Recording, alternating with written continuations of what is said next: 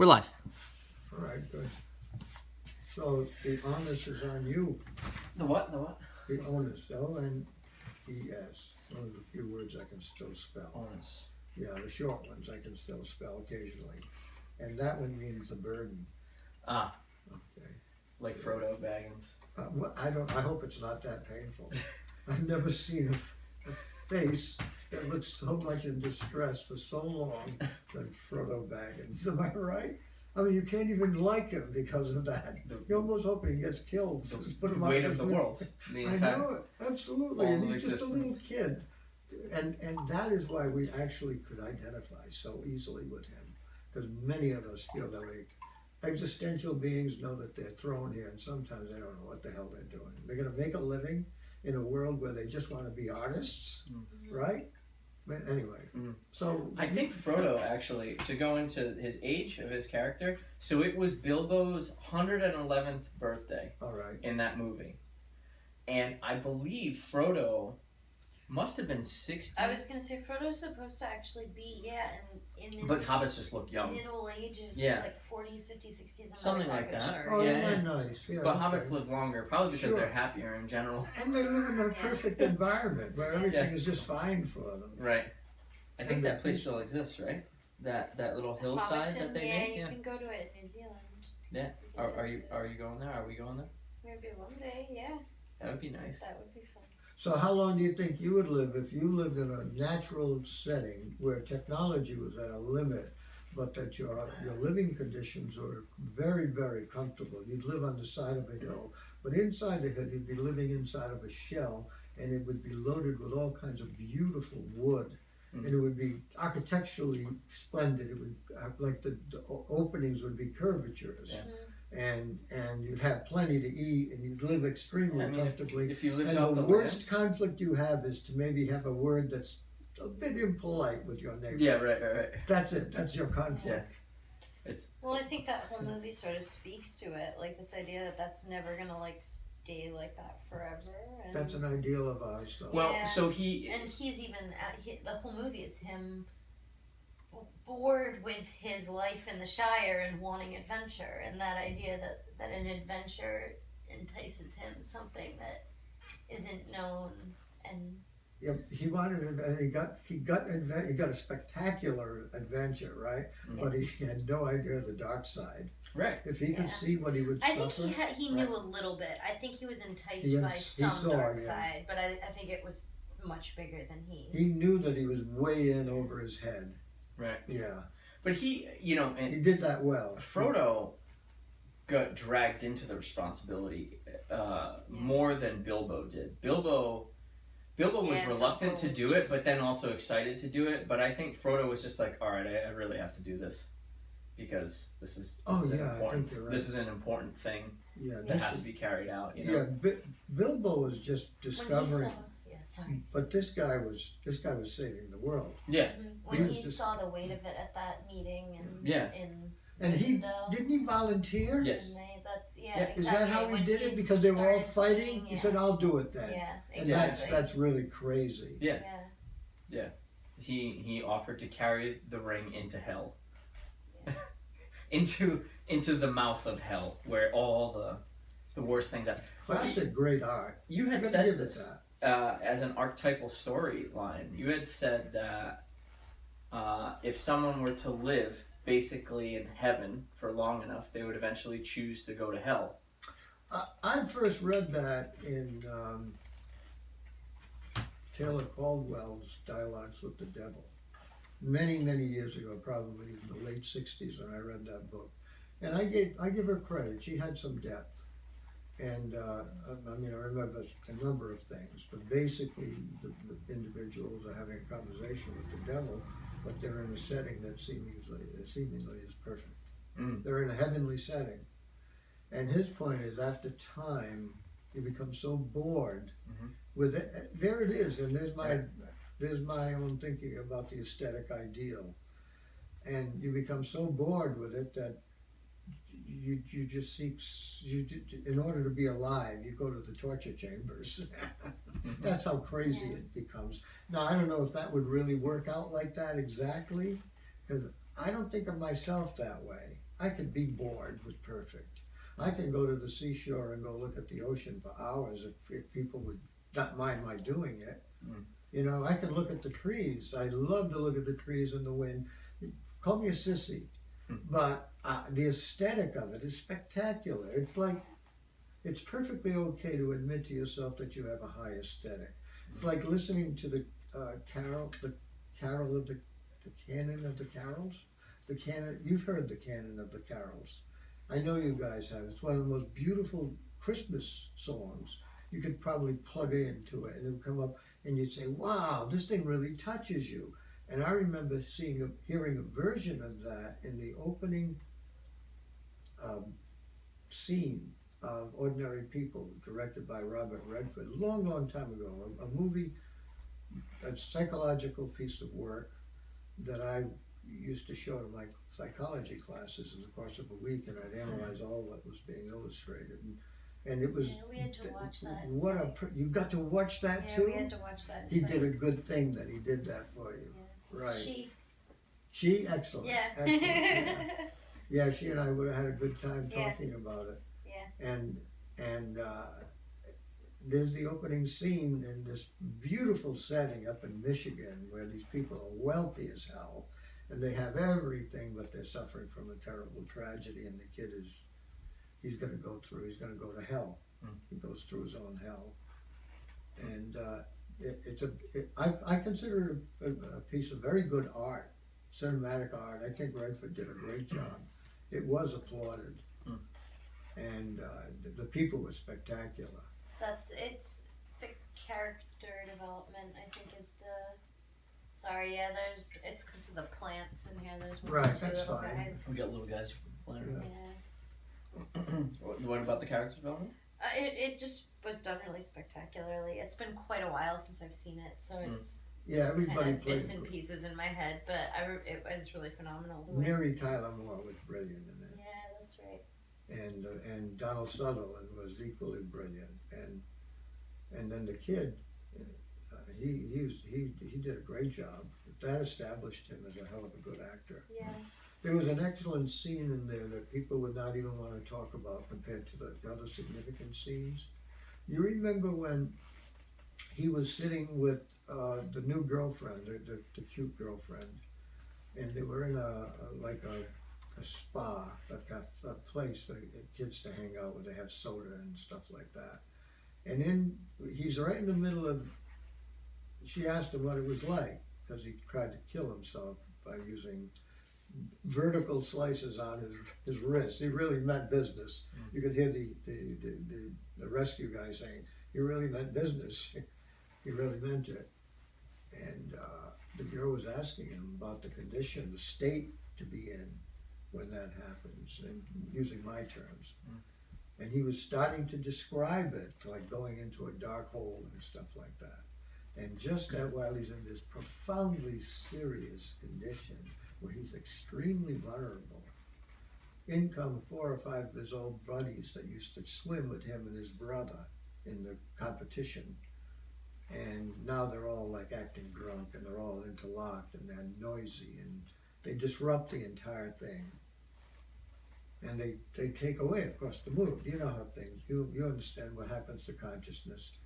Consciousness follows the behaviors.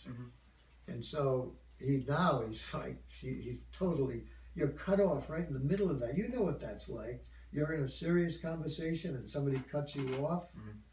Now these guys just cut him off, and they're reminders of his brother and all that. I mean, it's so in-depth, it's so beautifully done. And then he can't talk to her anymore after that. There's no way to go back to that. And so he goes through all kinds of real, and I love the way Redford did that. He put a whole bunch of real psychological illustrations, I've called them, throughout that entire book. All kinds of stuff. I took a whole week to teach it. For the kids who stayed in to watch it, most of them did. What was the name of it again? Ordinary People. I think it may have won an award. Yeah, beautiful. And again, it's all about the same thing, which is relationship. You know Jeff Koons, brilliant Jeff.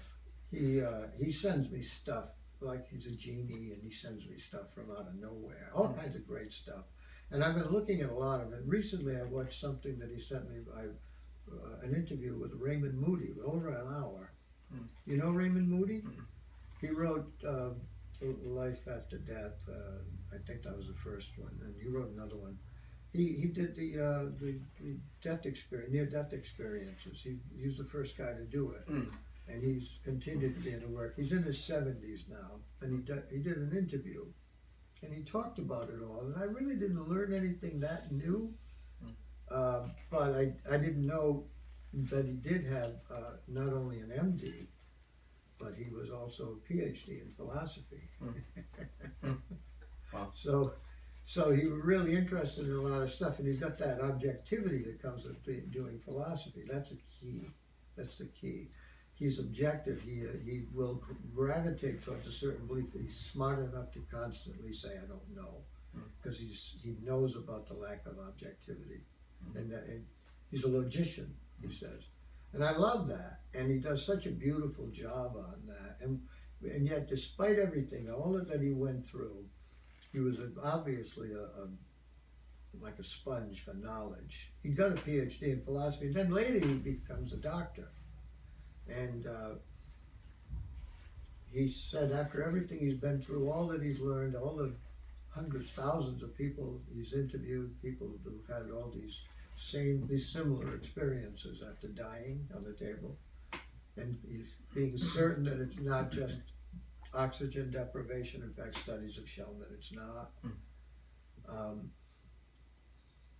That people can have them fully loaded with oxygen, same ones, and they would be vicarious. In fact, they will actually be transmitted. So you'll have a doctor or some kind of person having the same experience that the person on the table's having, seeing it. Isn't that amazing stuff? That's pretty amazing. That much I had not heard about, but you know, he did a nice interview, but he's just rambling, and it's excellent. He's still articulate, slow and digestible. But the thing about him is that he is he's convinced in his own heart, but he can't convince you with logic because he understands where you come from. But he is absolutely certain there is life after death, and that at least for some people it is not real bad. If you do lots of bad stuff, maybe you got to go through the Tibetan Book of the Dead or something like that first. We don't really know anything about that. That could be all illusory in some other way. But I do like his attitude, and it was fun to watch him. But he said the most important thing, and here's my point, that he has learned, soaking up knowledge, doing this, and all kinds of knowledge and abilities, the most important thing that he can think of is that this life is to learn to love. And so he agrees with some people, like there's a guy named Christ, Jesus Christ. You know, the Christians would love to hear what I just said, and yet you don't have to be just a Christian. You can be a Buddhist. You can be anything that believes in the purity of consciousness, this pure consciousness that exists throughout you and everything else. So I think he discovered that in his life. So good for him. But what I am most impressed with is when he came to the conclusion that the most important thing you have to do in this life is to learn to love. And that is, to me, the hardest. So I think some people might confuse love with attachment. Right. Could you discuss the differences? I think I've reached my own logical conclusions about these things, but could you go through and discuss what the difference is between loving and accepting something and not being fully attached to it? Is it somewhat like trying to grasp wind? Right? That's a good one. You're right, it's so difficult, isn't it? I mean,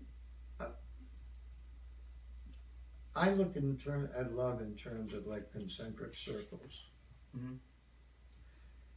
On the outside circle, the 10th circle. There are people and things that you care about in an intellectual way. You haven't acknowledged, oh, that shouldn't be. Those people are suffering. Those animals are suffering. This is it. But it's a passing thought kind of thing. It's not a profound. And if you hear that somebody has killed 250, 60 people are just killed in a tsunami out in the South Pacific, oh, damn. But that's about it, right? Because you got your own problems to live.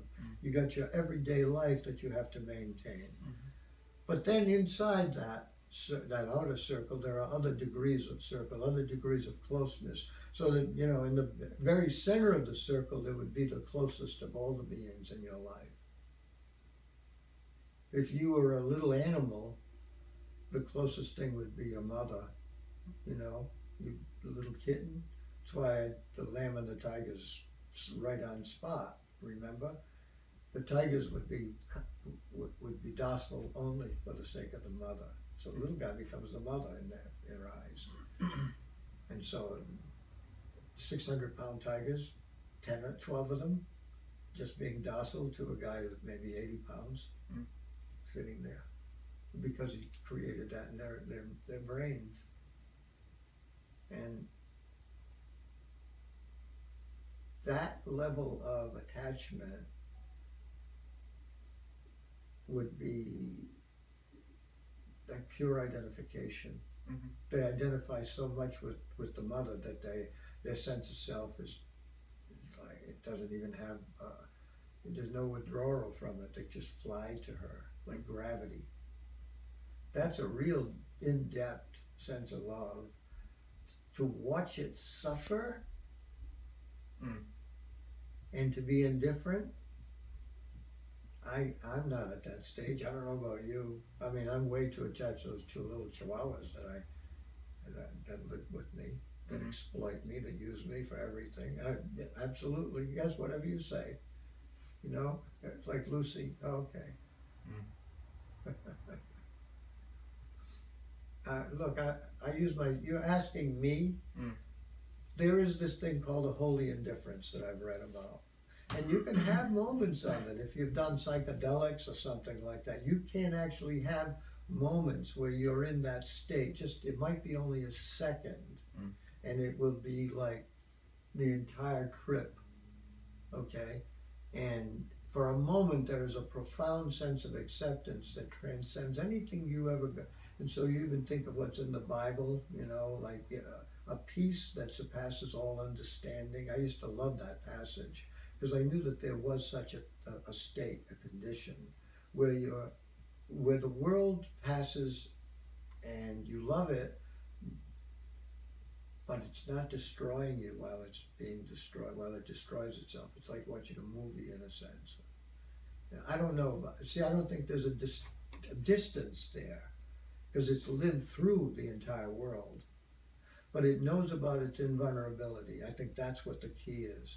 I think when we experience pain or suffering, it carries with it the message that somehow this thing is destructible.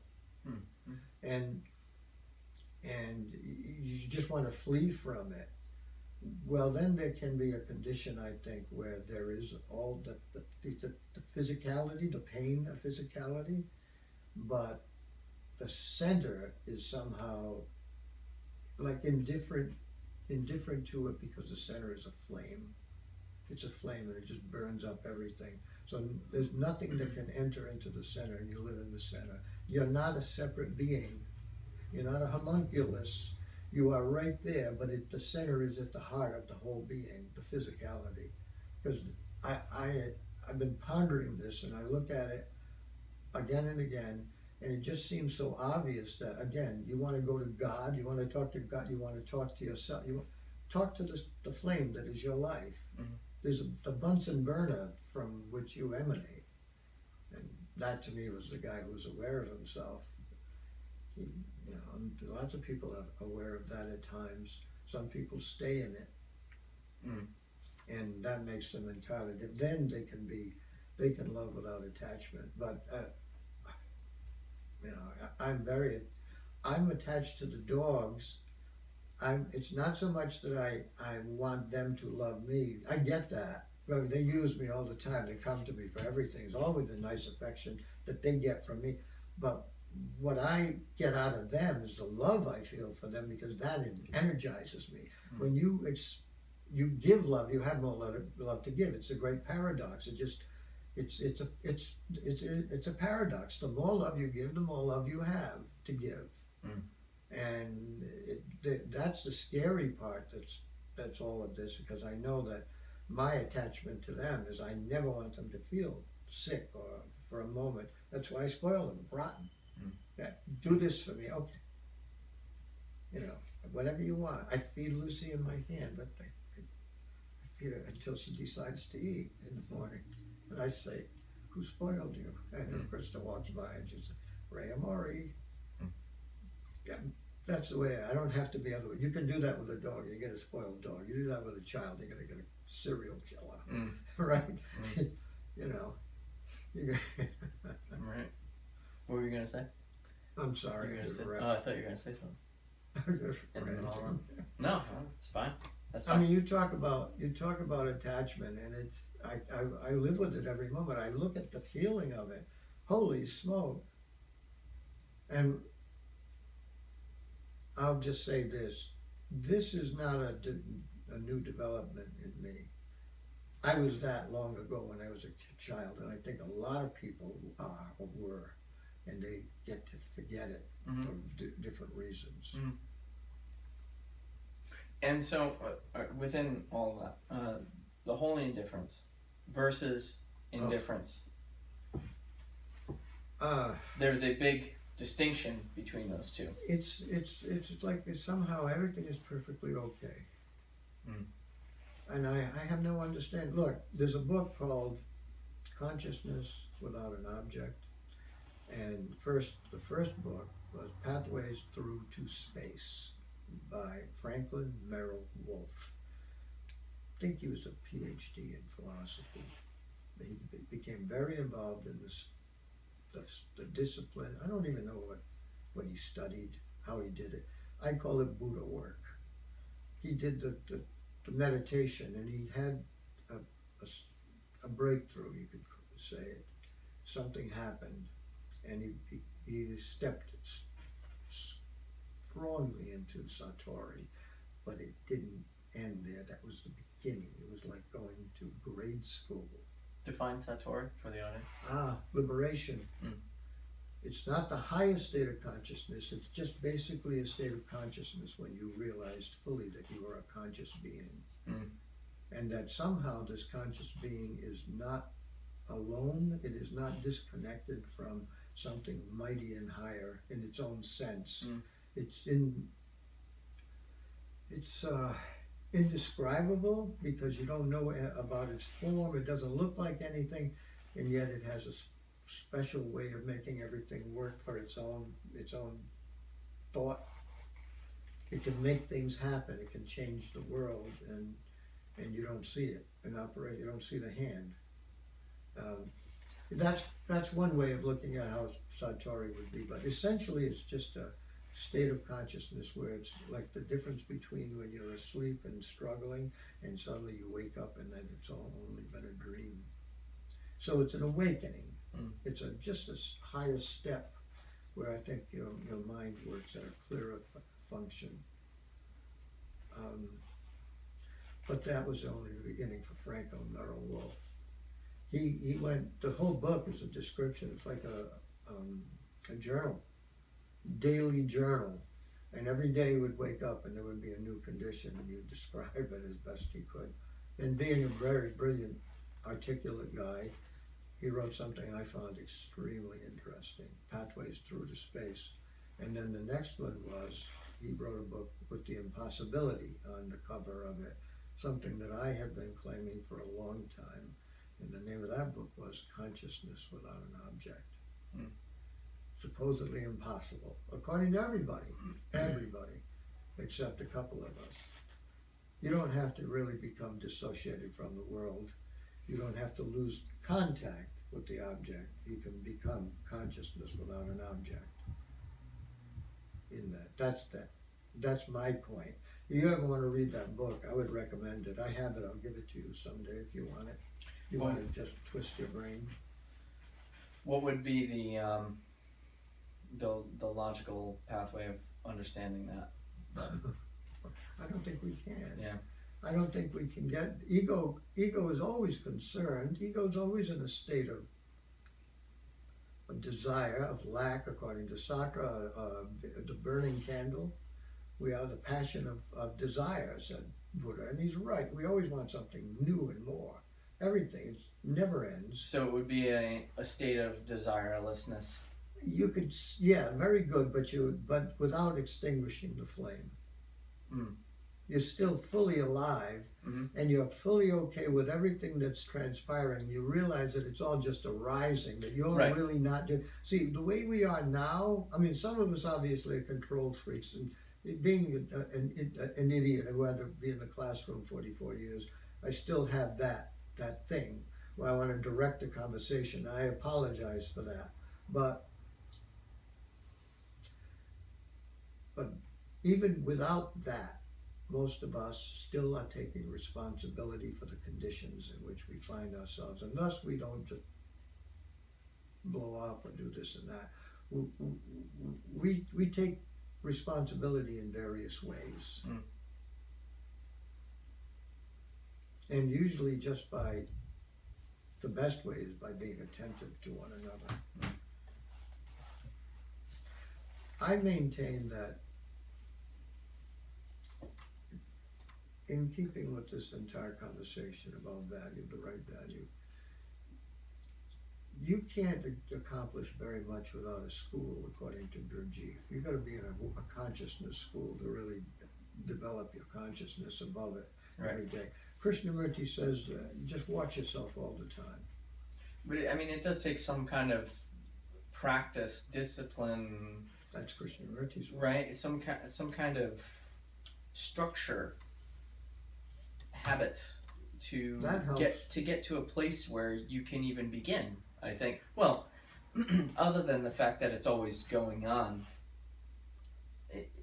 and you can observe that, but you can't observe that in an environment that you're fighting for your life, or maybe you can. Yeah, if you're successful. If you're in dire circle, if you're stressed in the media, it's probably good to have like momentary stresses, right? Because it'll wake you up for a while. Sure. But you don't want to be in that condition all the time because of all the cortisol and all that. Nor can you. Nor can you. Nor would anyone be able to. Not for breaking down purposes, but life is not like that. You're not constantly unless you're on fire or something. Well, unless you're in a very bad third world country, I would think that would be a crusher. Yeah. You know, to be in Syria, someplace like that, and you're in one of the villages or the cities where the fighting is going to go on. You're just go back to what you were talking about before, though. Trying to find what it's like to be in the stressless condition, even though you're in the middle of a stressful condition. Mm-hmm. Well, that's where you do need to either go to a school or to be very serious about what Krishnamurti said and try to pay attention every second, and also to remember what Gurdjieff would point out to you, that even though you may think you're awake, you can be fast asleep while you're pretending to yourself that you're awake, because the light goes off. You got to keep it on. He says that's the first and last freedom, Krishnamurti says. There's no other freedom. The only freedom you have is the freedom to observe yourself. Everything else is mechanical. And he's so dead right. Mm-hmm. He's so completely dead right. I mean, even without, being a pessimistic thinker, you could recognize you've got this neurophysiology at work by itself. And then it's in relationship with people and environment. Everything it has to deal with. And then just living as a bodily being in a world full of whatever where it's full of, it's not fun. You know what I mean? Mm-hmm. And that's why a lot of people gravitate towards things. They try all kinds of, we know people who tried everything, right? All kinds of drugs, all kinds of disciplines. I certainly did. All kinds of disciplines, every kind of yoga, every kind of Hindu or Buddhist sect or practice. Right. I mean, they're only tools, like to obtain that state.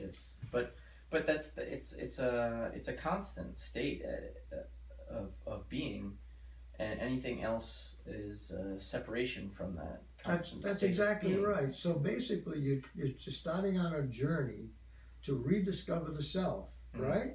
And that's why A Course in Miracles stuff. One book that came out of A Course in Miracles by one of the people is called Journey Without Distance. Right. Yeah, that makes sense. Yeah, I mean, what you're doing is just trying to get back to the Bunsen burner. I call it the Bunsen burner theory. To the immediate state of existence. Yeah, and you can do that. And I think for some people it's easier because some of us are not afraid to go back to our childhood and realize that to go back to our childhood is not really to go anywhere, but we find it at work right now. Mm-hmm. We never lose some things from our childhood. We don't want to give up on the sweetness of life. We don't want to give up on the delight that maybe we experienced early on, because we came here. What was the old line from the poetry? Trailing clouds of glory. Remember that one from high school? No, they never taught you any of that. No, I never learned that. I was too busy read that skipping poetry? class. Did you do that? I mean, I went up to art. I You used I to was skip class. I went up to paint.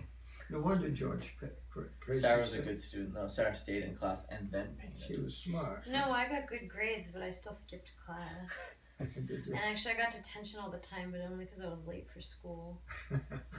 You got What was your thing? A pleasure to have in class distracts others. Her top two A pleasure- comments. A pleasure to have in class. Yeah, and Most likely to distract others. Not most likely to. Distracts others. Distract others. how did you do that? I'm not sure, but that's every teacher. Yeah. Really? Yeah, because I wasn't a jerk, and I really Right. was. I would most of the time do the work. How'd you distract the others though? Discussion. You Because were there was cute? just always Because you talked? Yeah, because there was I didn't- always. I mean, there was just always something more interesting that we could be, or like I just wouldn't stay on subject. Like Yeah. I don't know. Rock and roll. Drift off. Right. Yeah, I didn't like a lot of the curriculums that I was learning. No, I know you didn't. You just didn't want to like give in to. Yeah, that was you got that one from definitely from your father, or maybe his whole side. I mean, who enjoys undergoing another form of discipline when your experience with early discipline is idiotic? Is that a better way, without saying nasty things about it? Like in various ways, dysfunctional, creating the wrong dynamic, Right. stuff like that. Yeah. So. Well, and so think about like the education system I went to, which was Montessori schools for Right. early education, and then moving into public schools. Yeah. I was like, I have to sit at a desk. Yeah. For 8 hours Yeah. or 6 hours. Like I remember just getting up and going to go to the bathroom and getting yelled at, and I'm like, I have to ask to use the bathroom. Right. I'm like, that is the You're lucky you weren't at weirdest gunpoint. thing. No, but like I had gone to school in such a different dynamic. The fact that I had to sit and just listen to a teacher talk, I was like, this is so fucking boring. Sorry, this is so boring. You know, I think I heard you say that you went to the Montessori school, Yeah. but I had forgotten that. That's a great education. I knew cursive, I knew my multiplication, and I wasn't fluent, but I was really decent in Spanish Really? before that was going into public school at 4th grade.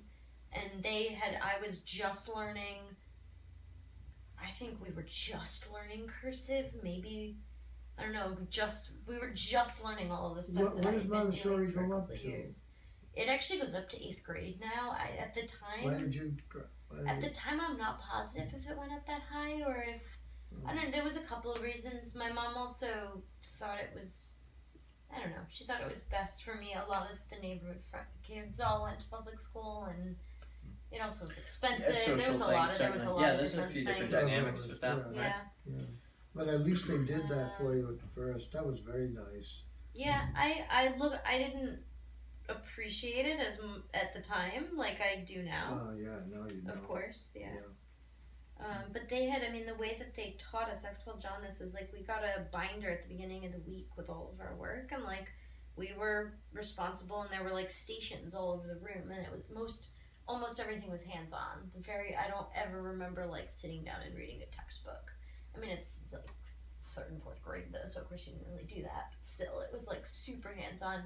And there was an art room and a music room and the whole 9 yards, and basically when you finished your math and reading and whatever science work for the week, you get to do whatever you want. So you could go outside, and I would finish my work by like Wednesday and then just sit in the art room. And like I insisted on taking like the older kid art classes, which were actually like structured art classes, and I could do them because I finished my book. And that's where your intelligence runs. That's great. And they found out like when I got to public school, a lot of my, especially math teachers, thought I was stupid, but it was because like I couldn't sit through the lectures and pay attention to how they were lecturing, and so I just wouldn't listen, and so I didn't know how to do any of it because I wasn't paying attention. I know. And when they actually sat down and taught it to me in like 10 minutes, like one-on-one, I could do it and like was getting straight A's. But it took the teacher to be like, hey, she's really not learning well in this class structure. Which is why they were like, she's a joy and like she's lovely, but like, oh my god, yeah, I don't know. Yeah, it just doesn't. doesn't. A spacecraft. Well, you can't. We're not really cogs to put into a machine, so I don't think learning really works like that. I don't know. What do you think? As having a PhD in education, algebra, my PhD, the PhD in the philosophy of education. So there's a great deal of attendant learning to go with it. I don't know much about strategies of teaching in the classroom, that stuff. I just know what works and what doesn't. But that's not the real key. The basic key is you want kids to learn. You've got to motivate them in a way. And this concentration camp thing called public schools. And yet it's the best we have at this point. Because what happens with the public school is so much to say that I think I may have learned. There's so much bad in it, and yet a good student will learn in spite of it and go on and do great in the schools above it. The school system in America is very flawed because it's for everybody. And no child left behind. Yeah, that kind of stuff. And what you do is you just dilute the educational process so much, and because there's so many, the numbers are overwhelming. I mean, you cannot, unless you are like me, you do lectures and dialogue, you cannot teach a class of 35 or 40, and I used to have 35 and 40 in my classes, but that was because I carried the classes. That's crazy. But not for much of anything else. I was doing theory with these kids, where you want to learn other stuff, it's got to be different. It can't be like some guy just cracking open the top of your head and pouring material into it. So, and yet, despite that insufficient level of education, when you get to the universities in America, you have the best. That's what's interesting. The competition up there is so high that you get, very, very highly qualified people coming in. It was crazy for me when I realized that the higher education is not the same anywhere else in the world. Oh, really? Yeah. Well, that's because I just didn't realize. And then when most of the European colleges aren't accredited in the regular U.S. system. Yeah, and that was nuts for me to realize. And would there be that much of a qualitative difference? You wouldn't know. I don't know. You can't know. How would I know? You would think that there wouldn't be. Yeah. Let me point out to you, I don't know about the world of art, but in order to get a job now, a guy would have to have real high qualifications. He'd have to come from a good PhD program. And it would be really helpful if he had publications. He'd done some work and he's published, because that's what they want. They want people who are going to publish. There is this theme. It's sung in various tones, and it's called Publish or Perish. And what's really interesting about the point I'm trying to make is that, yes, you obviously get some highly rated people to come in and be your professors, but many of them don't know how to teach worth a damn. Yeah. Okay? So they That's what you do with the program you're given. I think you have to want it and search for it, because you want a teacher. And so here's an interesting point. I would maintain that a person could go to the Community College of Rhode Island and get accredited for a couple of years before going to college and get just as high quality an education, especially when this factor is played. The people who are teaching, they're not doing it for money, because you're not making much money at all. I remember making $1,500 a course, 15 weeks, 16 weeks, is $1,500 before taxes. And it never went up very much after that, very little.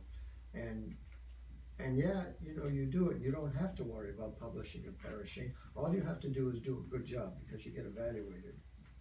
And if you do a good job, your boss gets to know about it, okay? And you find that out. And if you really do it and he sees the structure, then you get work, and you just do it out of a sense of pride, because you know it keeps your brain alive.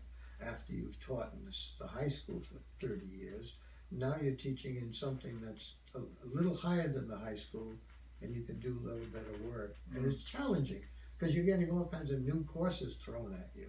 So there you are, you're kind of a motivated person. You're not publishing maybe some people, some people working on their PhD or something like that. I already had mine when I was doing that. So I was just enjoying putting courses together, ethics and intro to philosophy, where I just focused on every philosopher's version of consciousness. That was the main theme if you look at the entire thing.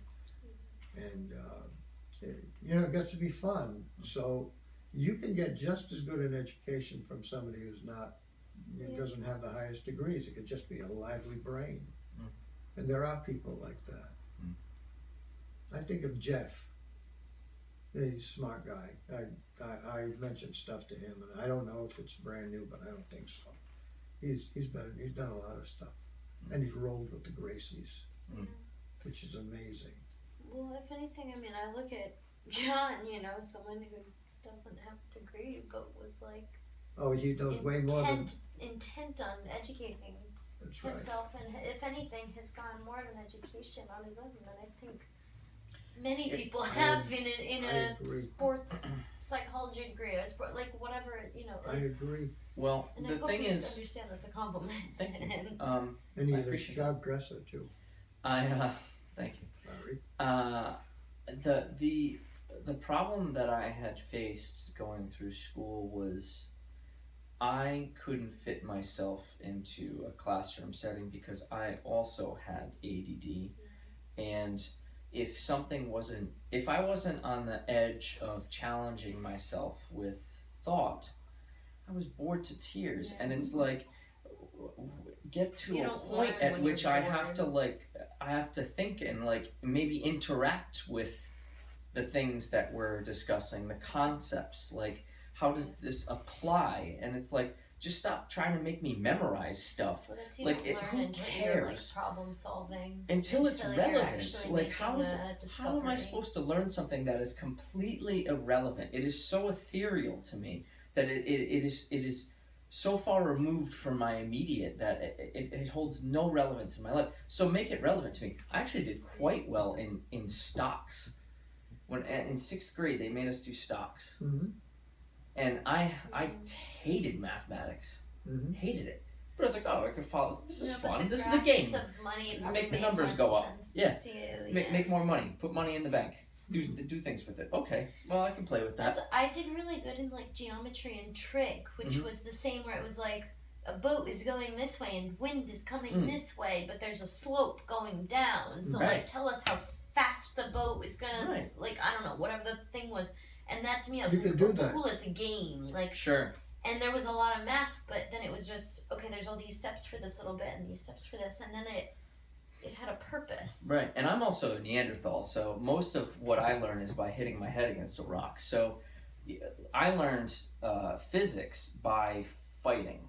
So like I learned biomechanics by fighting. It wasn't like cutting apart a body and like knowing the Latin name for each tissue. It was, this is how you break someone's shoulder, and this is the position you put it in to break it, and that's the position you don't want to be in, and so when you strengthen it, you do this.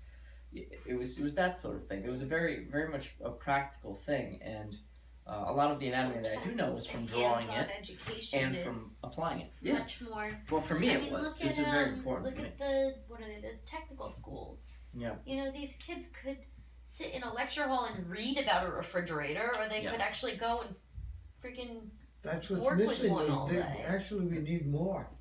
I do think Well, so. and so that's my only argument with, I totally agree with you that I think 90% of degrees could be, if for a highly motivated kid, they could get just as good of an education at a state school or a community college level, or even a specialized. or even Like, Or even I'd just reading say- books. A yeah, lot. or even doing that. And Just I would picking say good authors. the only time it's different is if it's something highly specialized, yeah. where you need some sort of either and you can build it yourself. I'm arguing two different things right now. My first argument is the specialized classes. I think like art school, I don't think I could have gotten what I got at Pratt in any sort of state school, and that has nothing to do with quality of education. It's just They trained you to death. Certainly. specialized. I mean, yes, but that's also because Pratt is a whole other level. But my point is that they don't have glass blowing at a normal state school. Course. Like there's facilities that are needed, and so that's the only time I think it's different. Mm-hmm. And then my other point, which is separate from that, was I think the real benefit of going to a high name school is not the quality of education, it's being around bigger names. Mm-hmm. And you are literally paying for the who you know, right place, right time, which is a factor in absolutely success. Yeah, and that is absolutely. the biggest thing I've found at Pratt. To just so learn, I think you'd have to work harder from a state or community. Yes, I would completely agree with that. And So that's connection. Yeah, definitely something that I've found to struggle with. Most of my professors were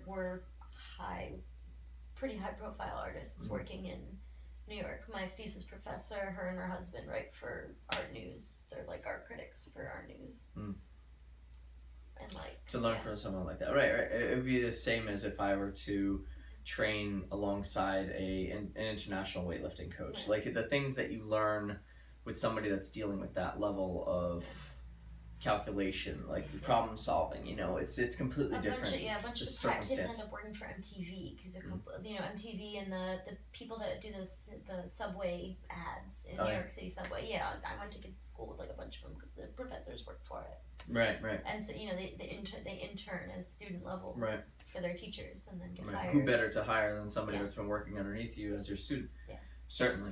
So I would argue that's the only thing you're really in the end paying for. Well, other than that, there is an aspect of actually learning the material too, which is what I was going to say, is that you have reading about material, looking at material, being around other people that are doing material that are that's relevant, doing it yourself. For so many hours, you know what I mean? Like you slaved away for endless amounts of hours overtraining yourself in art, argument, right? Though, that you could do that at any school. You could, but here's the thing: being in an environment. So this is the fifth one. Being in an environment that everyone else is doing that thing can push you far outside your comfort zone. Hyper competitive, very competitive. And so there's the justification rigid, for the competition side of it, and it's good for that. It's bad for that, and it's good for that. Yeah, because it definitely destroys your health. I was pushed far harder than I would have at a school that wasn't as rigorous. Certainly. But you come out and, you pull back.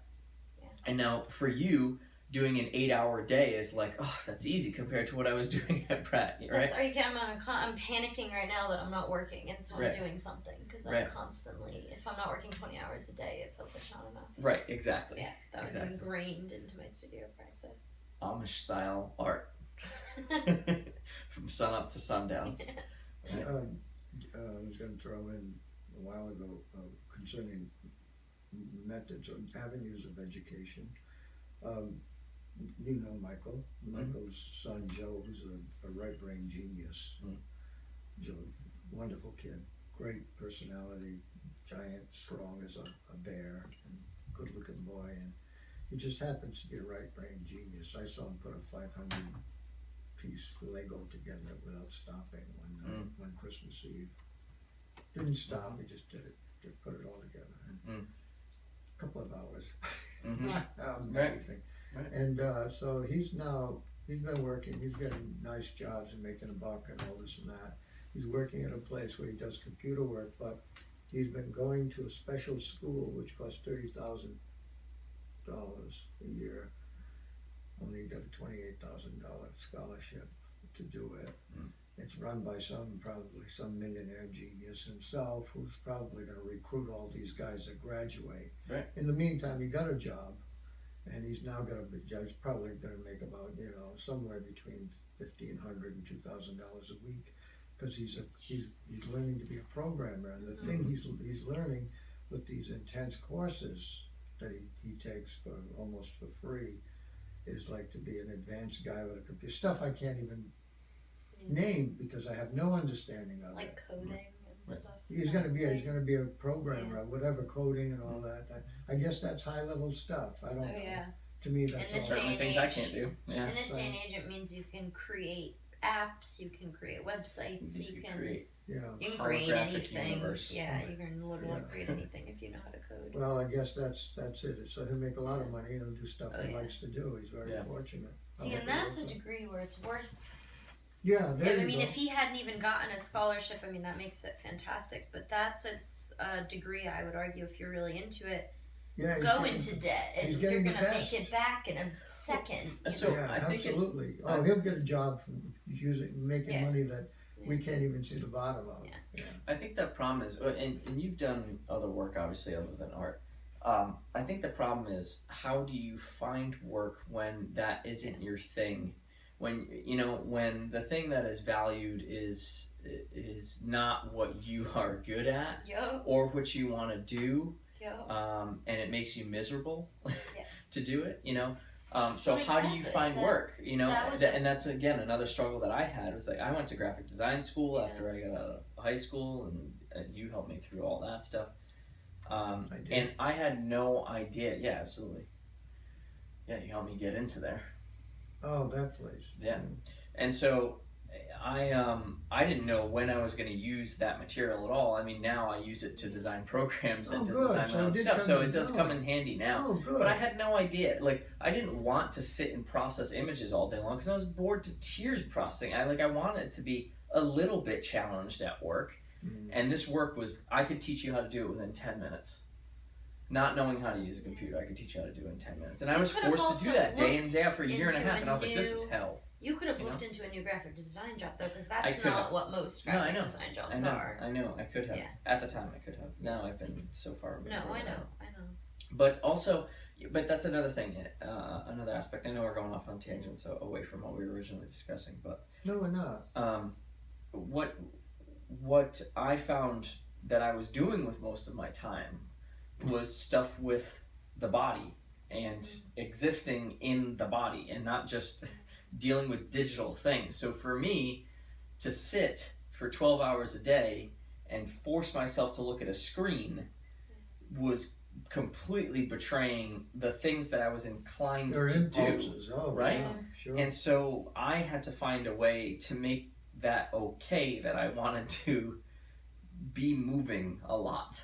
And to teach other people how to move, because I was motivated to teach other people how to move, because I've been doing it since I was 4 years old, and somehow I had to find how all those things overlapped for me, that it put me in a position to play. You had your little karate uniform when you were very young, 5-ish? 4. You know, According to my mother, I remember that you were the only person I had socks. I wore socks. could hit with a with a which kind of kick was it? I could actually it was Sidekick? no Spinning back kick? No, I think it was like a spinning back. I could kick you and stuff. Spinning I hook kick? I never did, but I could like you were the Yeah, only yeah. because I couldn't Right. get up higher, Mhm. right?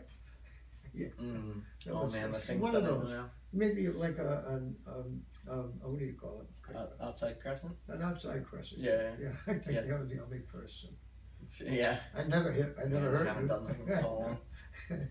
Oh yeah, that was almost funny, except it was the beginning of a lot of pain for me. Yeah. Everything was starting to fall Well, apart. and to go off on a tangent about what I do now, it's there are ways of teaching someone how to move that are less destructive to the body, but you Yeah. still get the principle across.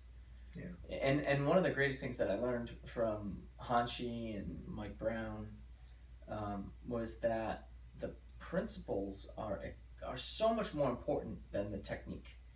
The underlying principle, to understand the foundation of the thought of the thing that you're doing, is so much more important than the particular thing that you're doing, because you can't account for all of the circumstances. But if you start from a place where you're saying, I'm generally in this arena, well, then you can play and you can learn the particular circumstances. So if you're supposed to, move across the floor, there are many ways to move across the floor. You don't have to do the exact pattern that they're calling for, but you need to know that this is what is important and this is what is not important. You start from that place. And so you can branch off, and it's probably more like how you learned in your schooling than how I learned in my schooling, which is that there's a little bit of an arena for error. There's a trial and error. It's not so much exactly you have to do it this way, which is so mechanical, and it destroys any impulse of creativity or innovation. Well, that's why the little geniuses lose their genius ability by the time they start getting educated. And when they're 5 or 6 years old, they start it's getting insane. Yeah.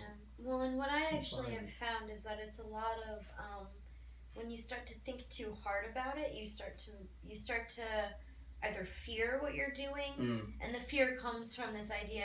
And I'm trying to think art and sports at the same time. Where sports, it was more fear for me, but with art, it's fear of not doing the correct thing, and so therefore you start to second guess yourself, which was with sports. I'd second guess myself that I was going to hurt myself, and so then, but it's this holding yourself back, and that holding yourself back limits both sports and art. And so I remember, at least on the art end, like having professors, I think I told you this, I had a professor like assign me that I could only make ugly paintings for a semester.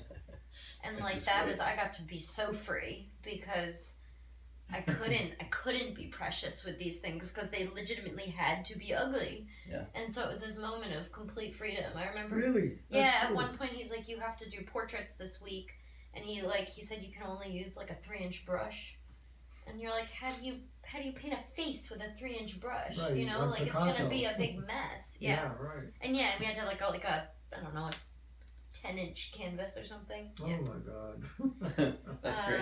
Yeah, But and so it it was this teaches you moment innovation. It's like, and the big idea was that it actually was teaching you to be free enough that you could then you could stop thinking and just see and really put down what you were feeling and seeing and thinking. Right. And once you mastered that, it wasn't as scary, and then you had this freedom to play. So there's where it goes into what we were talking about. So I believe that when you're in a highly analytical state, you can remove yourself from the present moment, because there is no way to really process everything that's going on under like deep analysis, where you're trying to well, you're doing thought, you're thinking, and yes, you're actively thinking, something. yes, critically thinking about You stuff. agree with David Hume. He said when you think, you become insensible. Now, apparently, that's a characteristic of people who really can concentrate. See? And I think I've seen that in other people. And some of us because you could call it ADD, whatever you want. When it comes to some things, like doing arithmetic when I was a kid, it was just one more thing I didn't want to do. And so I was out the window. I remember being out the window listening to the sounds while the teacher was trying to teach the numbers, and I would get 80s on the test because I would never almost finish a test. I get 70 or 80 because I did 8 of them maybe. And Right. slow, yes, it was slow because I was fractured. I was like somebody. I was a piece of glass and somebody dropped me. Right. So I was never in that. You applied discipline to me, and I was gone. Right. And that's I remember having that. I would have finished half my test and turned it in, and my professor, or teacher, in 5th or 6th grade, would bring it back and be like, "You didn't finish it," and I would have had no idea. You too, Like, huh? oh, because I was so out for Yeah. lunch. Yeah. Or homework. I'd bring in homework and be like, "Yeah, I feel really good about this," and be like, "I only did half of it." When I was studying colonial times in America, I was the most bored Yeah, that was in my the entire worst. life. Oh yeah, I don't blame you. I couldn't. It would go from things that I could comprehend that I didn't care about to things that I absolutely could not comprehend at all. That you And didn't I was care just about like at that. I all. also didn't care about because it had no Of relevance to course. me. And I was just like, well, guess that whole part of history is gone for me. I remember- hated teaching history. Yeah. I hated teaching history in high school because I knew that most of it was just crap. Yeah. Everything. I mean, Well, it's so Eurocentric and it's so warped the way that it's besides taught. that, it's like okay, we know who won the war, we know who this, and that's all you get. Yeah. You get this guy defeated that guy at this place, Yeah. and you get the second so you have to one. memorize. You learn a bunch of names, Mhm. and then you give a test to the kids, Right. and Yeah. it's like a multiple choice because you don't. Yes. Yeah. Because I have all the answers on one side and all the questions on the other for these kids. That's how bad they were. And some of them did okay because they did what I asked them to do, and I've never failed them. And then there were kids who never did any work at all, never tried to do any. And then when I gave the final exam, they answered questions like this. I'd say, name the 2 cities that the United States atomic bombed in 1945. And I would get the 2 Japanese, I said, 2 Japanese cities. And I would get, no kidding, I don't want to swear on camera, but Already did it. Yeah. did you? Yeah. I got, no, this is no joke, Philadelphia and Eisenhower. What? Because there was no understanding of anything that was being said. There were just associations, like a little word here and a little word there. Yeah. Eisenhower, Yeah. I don't know where Philadelphia came from, but Eisenhower was connected to the Second World War, so it's got to be Eisenhower. And no understanding what a city was. And of course, the kid became a CO at the prison, a correctional officer. I don't mean to get the COs angry with me, but I've known a bunch of them, and one was brilliant. He went on to become a detective as a policeman, but then there's other guys who just talk to me about things, and you say you do belong in a prison.